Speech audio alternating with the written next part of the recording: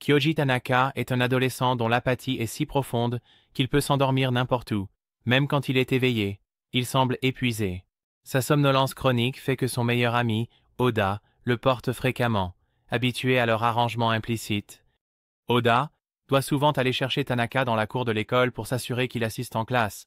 Sinon, il passerait ses journées à dormir au son des oiseaux. Tanaka remarque qu'Oda est incroyablement attentionné, le partenaire idéal pour un mariage. La somnolence de Tanaka est telle qu'il la considère comme une approche philosophique de la vie, ce qui déroute ses camarades de classe, alors qu'il semble déployer un grand effort pour être aussi paresseux que possible.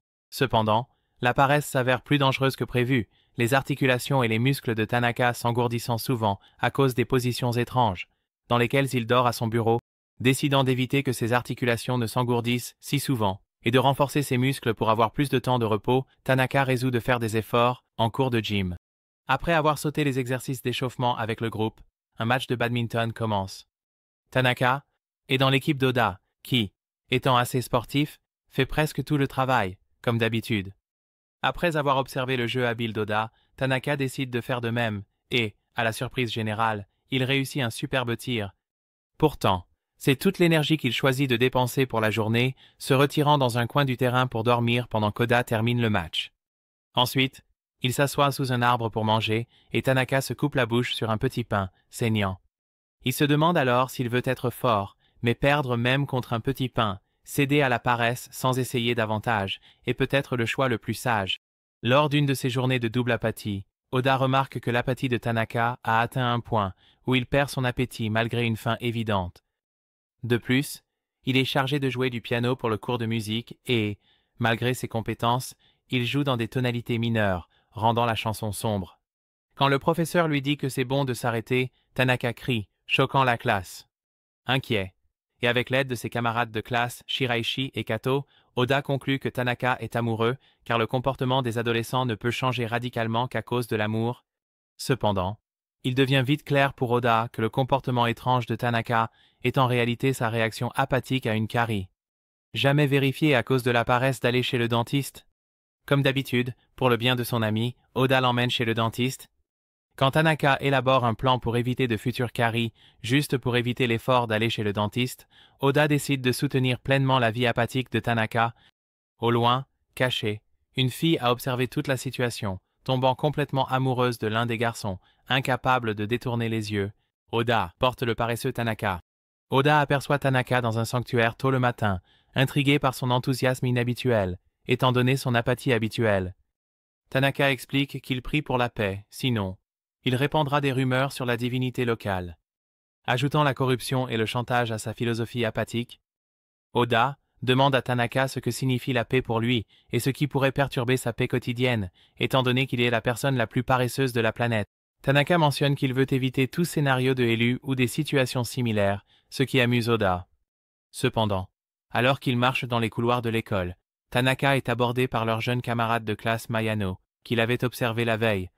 En admirant son mode de vie apathique, elle souhaite devenir son apprentie, au grand désarroi de Tanaka, car prier ne l'a pas aidé à éviter cela. Tanaka refuse fermement 2 fois, mais Mayano persiste. Finalement, Tanaka accepte d'être son sensei, décidant que c'est moins d'effort que de la rejeter constamment. Il précise qu'il ne lui enseignera rien activement, mais qu'elle peut l'observer pour apprendre à être paresseux. Excité, Mayano accepte, mais sa nature enthousiaste la rend inadaptée à l'apathie. Échouant à plusieurs reprises, essayer de paraître endormi la fait sembler en colère. Essayer de parler moins, pour économiser de l'énergie, échoue car elle devient trop excitée et parle trop. À un moment donné, elle essaie de boire du thé vert, comme Tanaka, pour paraître adulte, mais se sent triste en voyant Oda boire un milkshake à la fraise, réalisant qu'elle ne pourra jamais être l'adulte apathique qu'elle aspire à être. Et elle s'en va, déçue. Elle essaie d'étudier l'apathie, sur le plan académique et présente à Tanaka un livre qu'elle a écrit sur la paresse, mais Tanaka lui fait remarquer que son travail acharné montre qu'elle n'est pas faite pour l'apathie. Mayano avoue qu'elle voulait être apathique parce qu'elle est amoureuse de quelqu'un de plus grand, pensant que l'apathie la ferait paraître mature et sérieuse.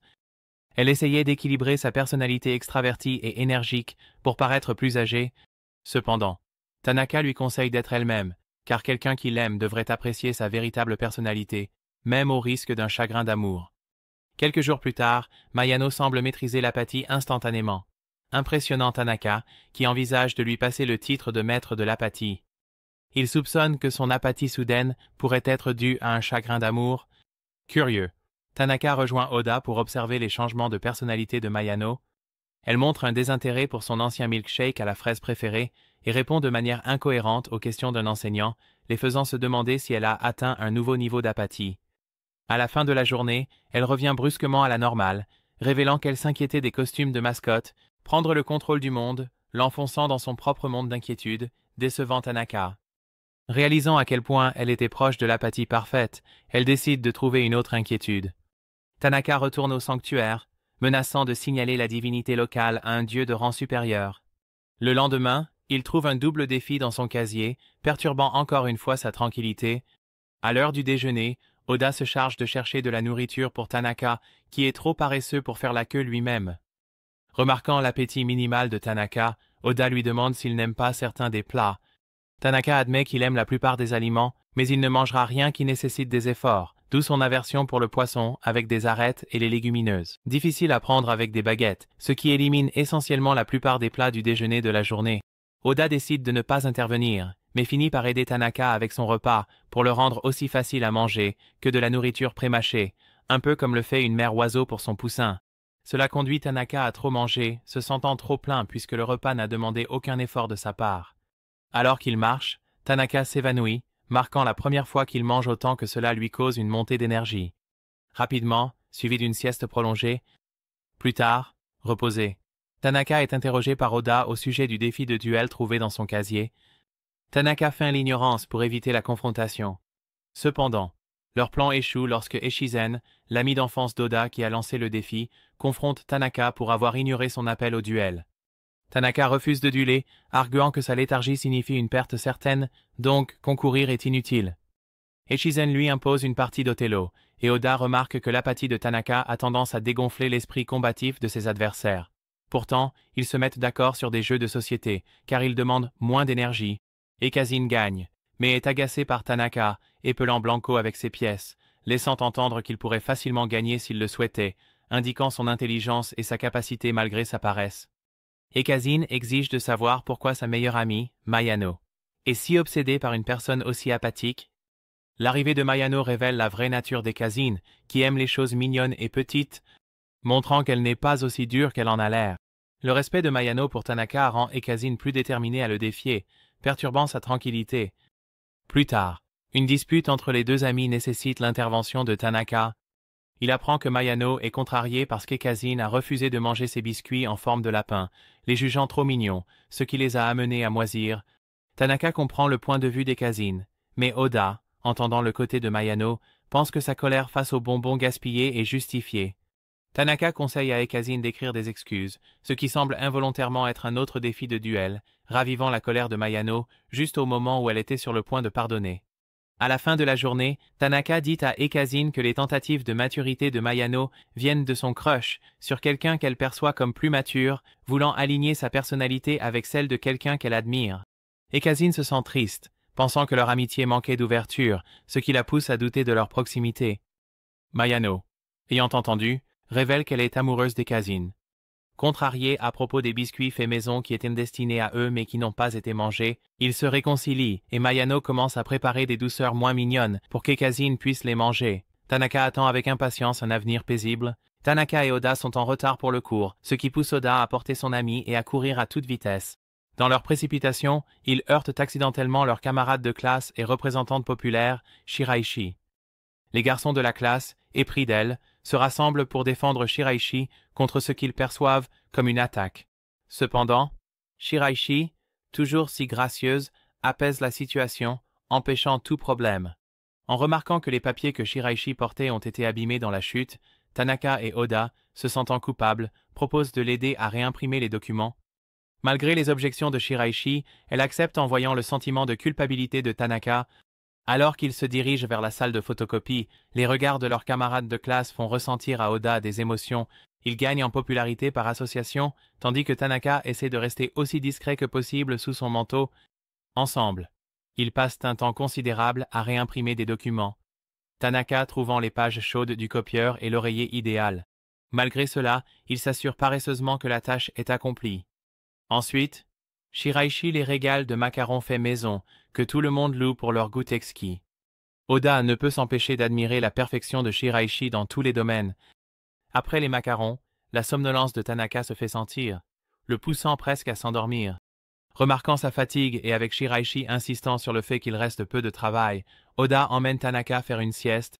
Seul, Shiraishi se détend, se change en vêtements décontractés, échangeant ses lentilles contre des lunettes, et attachant ses cheveux.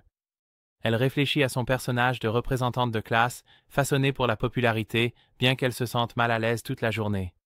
Au lycée, étant négligée et socialement peu réussie, elle a étudié méticuleusement comment être parfaite aux yeux des autres, se transformant en la bien-aimée Shiraishi. Lorsque Tanaka et Oda reviennent de manière inattendue et voient son vrai visage, ils s'en vont sans un mot, laissant Shiraishi en panique.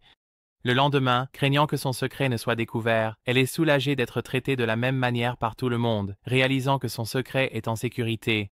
Néanmoins, elle suit les garçons pour s'assurer que son secret reste en sécurité, tout en étant touchée par les éloges d'Oda. En écoutant discrètement la conversation de Oda pendant le déjeuner, elle découvre qu'il ne l'a pas reconnu à cause de son changement radical de look, tandis que Tanaka était endormi et donc inconscient. Réalisant que son vrai moi est radicalement différent de son image populaire, elle décide d'accepter son apparence réelle comme un camouflage, marchant sans être remarquée par ses camarades de classe. Cependant, Tanaka la reconnaît et Oda s'en rend compte. En privé, elle avoue son acte, gênée, mais est surprise par le respect de Tanaka pour son effort par rapport à son indifférence. Soutenue par l'encouragement d'Oda, Shiraishi commence à porter des lunettes en public, tout en continuant à recevoir la même admiration, mais maintenant avec des inquiétudes pour sa santé oculaire. Elle se demande comment Tanaka l'a reconnue, malgré son inattentiveness habituelle, se sentant attirée par lui. Tanaka révèle à Oda qu'il a reconnu Shiraishi, même dans son état détendu grâce à sa poitrine. Tanaka oublie l'article que sa sœur lui a demandé d'acheter, alors il demande à son ami Oda de l'accompagner lors de cette sortie shopping. En chemin, il réalise qu'ils ont tous les deux des petites sœurs du même âge. Tanaka mentionne que sa famille lui ressemble beaucoup physiquement, ce qui pousse Oda à s'inquiéter de savoir si les parents de Tanaka sont aussi paresseux en ce qui concerne leur capacité à le nourrir et à nettoyer la maison. Tanaka le rassure en disant que sa sœur est plutôt assidue avec les tâches ménagères, contrairement à lui. Au supermarché, Tanaka ne se souvient pas de ce qu'il devait acheter. Espérant qu'il se souviendrait en se promenant, il passe beaucoup de temps à deviner, mais ne trouve rien. En supposant que la sœur de Tanaka connaît son manque de fiabilité, ils essaient de déduire l'article sans succès. Puis, une alarme de Tanaka se déclenche, lui rappelant l'achat.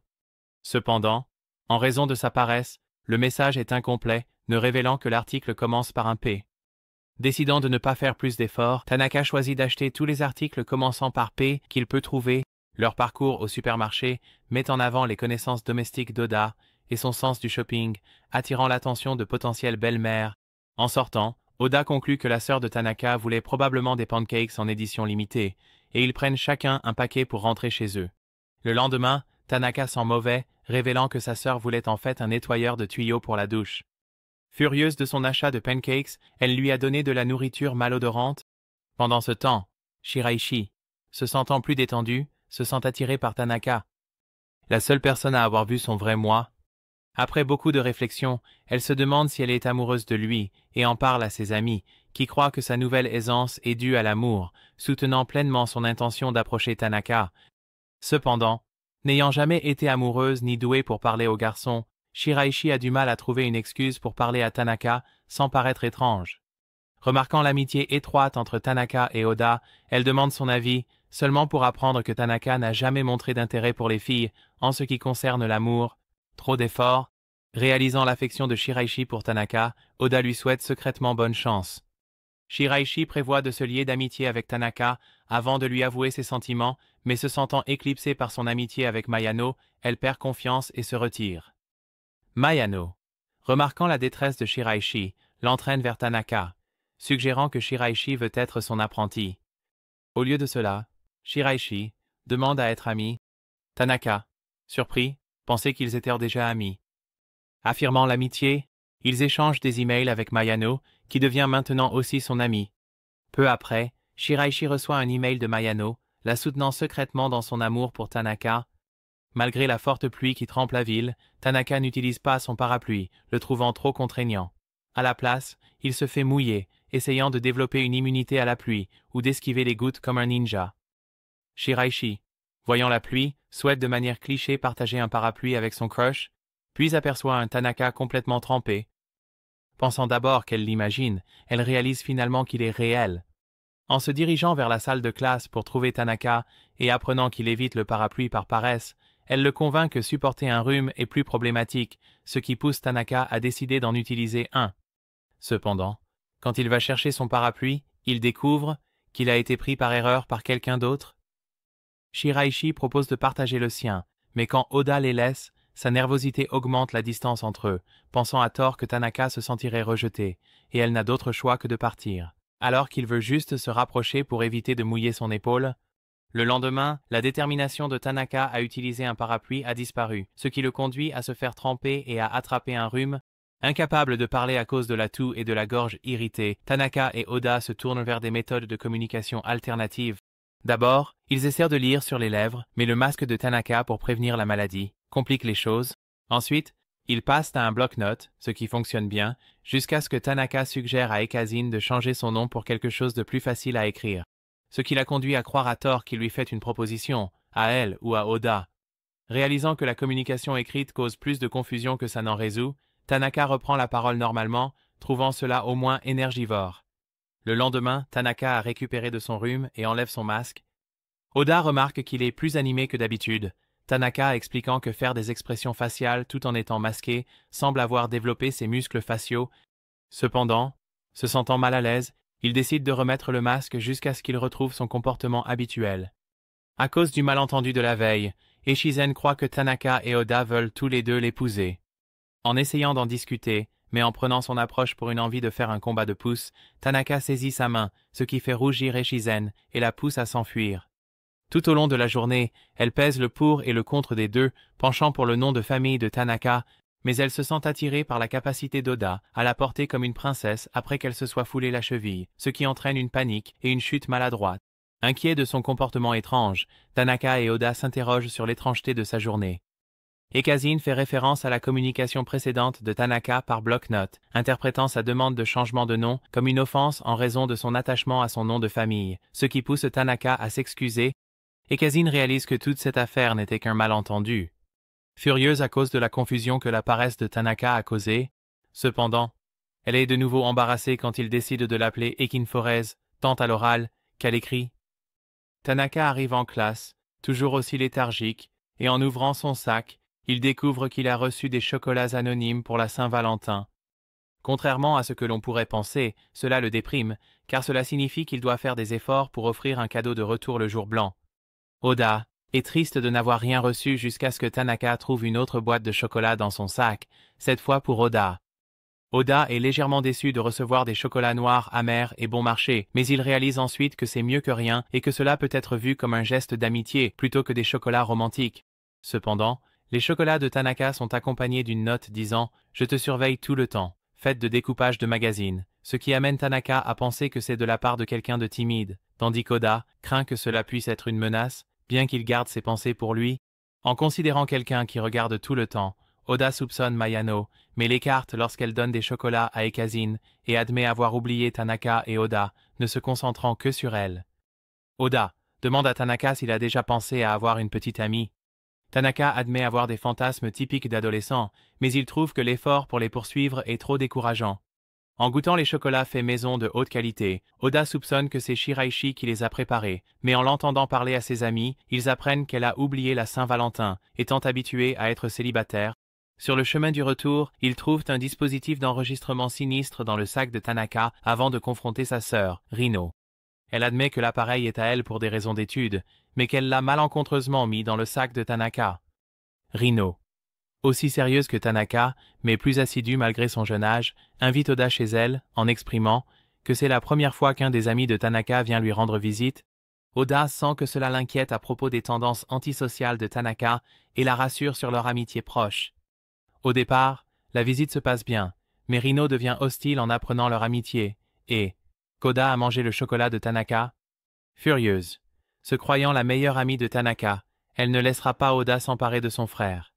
Ainsi, elle a donné à Oda du chocolat amer, sachant qu'il préfère le sucré, et l'a invitée chez elle pour évaluer leur relation.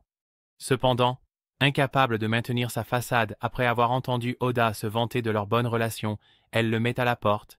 Pendant ce temps, Tanaka croit naïvement que Rino était gentil avec Oda parce qu'il est son ami. Rino est furieuse parce que son appareil n'enregistre que Oda.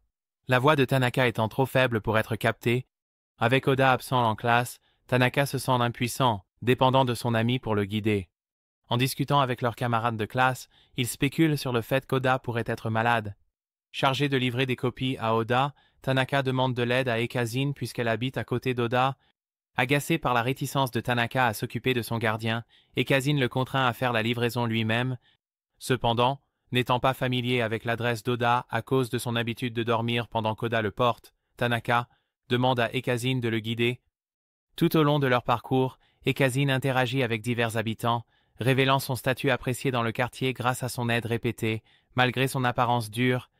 Chez Oda, la livraison de Tanaka touche Oda, qui ne s'attendait pas à ce que Tanaka fasse un tel effort. Oda révèle que son absence était due à un accident, ce qui pousse Tanaka à partir rapidement après avoir accompli son devoir. À son retour à l'école avec une cheville foulée, Tanaka essaie de s'occuper de lui. Ses efforts servent principalement de soutien lent, et en mangeant par erreur le déjeuner sucré d'Oda, il ne reste qu'un sandwich. Malgré l'inadéquation de Tanaka, Oda apprécie l'effort. Ekazine propose à Oda ses bonbons restants, paniquant lorsque Mayano faillit révéler son achat spécial pour Oda, sachant qu'il a un faible pour le sucré. L'effort supplémentaire de Tanaka pour aider et se débrouiller tout seul, car Oda ne peut pas le porter partout. Cela le pousse à se précipiter au travail pour dormir davantage, ce qui entraîne de nombreuses erreurs. Lors d'un exercice d'évacuation, Tanaka, habitué à être porté par Oda, se perd en essayant de sortir, ce qui suscite des inquiétudes, jusqu'à ce qu'il rejoigne finalement ses camarades de classe. Pour la sécurité de Tanaka, Oda jure de ne plus jamais se blesser. En réfléchissant à son incapacité à aider et à sa dépendance envers Oda, Tanaka établit la journée d'appréciation d'Oda. En cadeau, il offre à Oda un carnet de coupons pour inciter Tanaka à agir de manière indépendante. Le premier coupon, utilisé immédiatement, oblige Tanaka à marcher tout seul au lieu d'être porté. Pourtant, l'extrême léthargie de Tanaka et son rythme lent obligent Oda à le porter pour éviter d'être en retard, illustrant que, malgré les bonnes intentions de Tanaka, les coupons sont annulés par son incroyable inefficacité. Tanaka hésite à aller aux toilettes. Tanaka est chez Donald's avec Oda, craignant que la chaîne de restauration rapide n'attende aussi de lui qu'il soit rapide, jusqu'à ce qu'il apprenne qu'ils offrent des aspirateurs robots en cadeau. Désireux, il va acheter un combo avec l'aspirateur, mais découvre qu'ils n'en ont plus, ce qui le déprime énormément, alors il se contente d'un milkshake à la place. La serveuse, sentant une ambiance sombre émanant de Tanaka, bien que ce ne soit que sa paresse, dépose son milkshake glacé sur la table, ce qui pousse Tanaka à faire un effort supplémentaire pour en boire, lui donnant un regard étrange. Pendant ce temps, intimidée par le regard apathique de Tanaka et l'aura naturellement menaçante d'Oda, la serveuse craint qu'il soit contrarié. À cause du combo d'aspirateurs indisponible, paniquée, elle demande à un collègue de sécuriser un aspirateur, croyant qu'il s'agit d'une question de vie ou de mort, mais échoue. En quittant Brice et Donald, les garçons la remercient gentiment, louant son travail acharné, ce qui la surprend car elle s'attendait à une confrontation. Le lendemain, ils reviennent, mais Oda sort pour récupérer son téléphone oublié, laissant Tanaka avec les frites. Tanaka est repéré par sa sœur, Rino, et son amie nerveuse et timide, Saya. Rino est ravie d'avoir un moment de complicité publique avec son frère sans Oda, ce qui est rare pour eux, et elle appelle ça un rendez-vous frère-sœur. Saya mentionne avoir un frère aîné, plus intimidant que Tanaka, mais elle préfère le charme de prince des ténèbres de Tanaka. Quand Rino s'en va chercher des boissons, laissant Tanaka et Saya seuls, les nerfs de Saya s'emballent. Tanaka demande à Saya à quel point son frère est gorillesque sur une échelle de 1 à 5. Il exprime alors son inquiétude quant à son incapacité à protéger Rino à cause de sa fragilité, contrairement au frère gorillesque de Saya. Tanaka se sent coupable d'être toujours pris en charge par Rino. Saya le rassure, mentionnant que Rino parle souvent de lui à l'école, ce qui montre son affection profonde, ce qui réconforte Tanaka, qui décide de continuer à vivre sa paresse sans trop d'efforts. La serveuse devient de plus en plus intimidée, prenant Rino pour Tanaka déguisé. Quand Oda revient, il est révélé qu'il est le frère de Saya, sans que Tanaka, Rino ou Oda ne le sache. Saya s'émerveille de la coïncidence d'être amie avec les deux frères et sœurs, tandis que Rino se raidit à cause du retour d'Oda. Après que tout le monde soit rentré chez soi, Oda note le bonheur inhabituel de Saya, tandis que Tanaka, comblé par WC, Donald's refuse le dîner avec Rino qui avait préparé un repas spécial.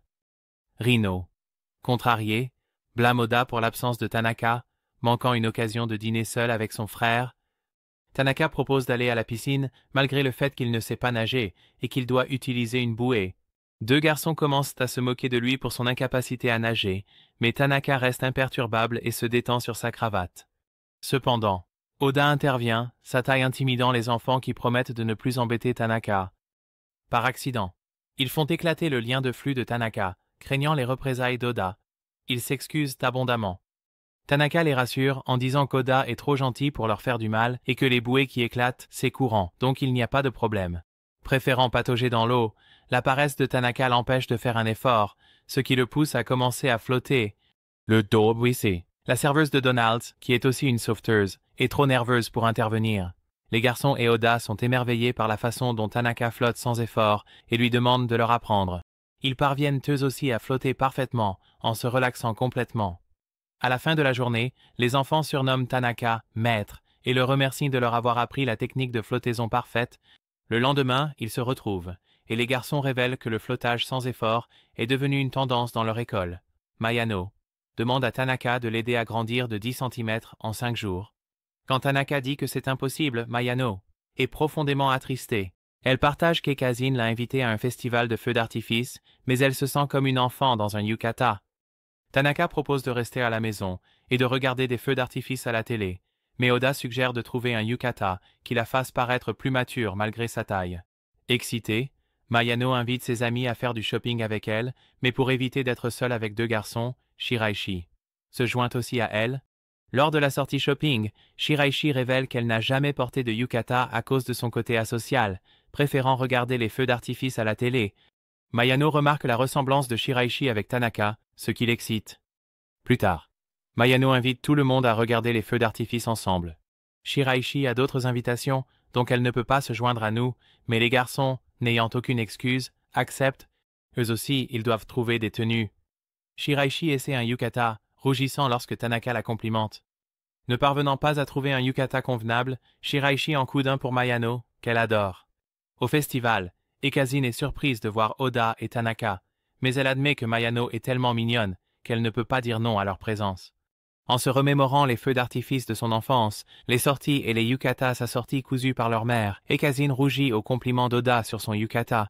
Essayant de rendre le compliment, elle est ignorée car il est distrait par les stands de nourriture, ce qui la pousse à lui verser de la glace pilée sur la tête. La classe de Tanaka est choisie pour créer la maison hantée pour le festival culturel, l'événement qu'il déteste le plus à cause de l'effort que cela demande. En fait, il a passé les 2 dernières semaines à s'entraîner à cacher sa présence pour que personne ne se souvienne de lui et ne lui confie une tâche. Malgré ses efforts pour éviter l'effort, Tanaka et Oda sont choisis pour jouer des fantômes. Oda est rapidement écarté à cause de ses mauvaises compétences d'acteur, mais tout le monde encourage Tanaka. Depuis, son essai de se cacher fait sembler son corps disparaître, les convainquant qu'il est un vrai fantôme. Cependant, incapable de reproduire son numéro de disparition sur commande dans la maison hantée, la performance de fantôme de Tanaka est un désastre. Mayano, connaissant bien son maître, trouve un moyen de le rendre terrifiant, tout en étant assis.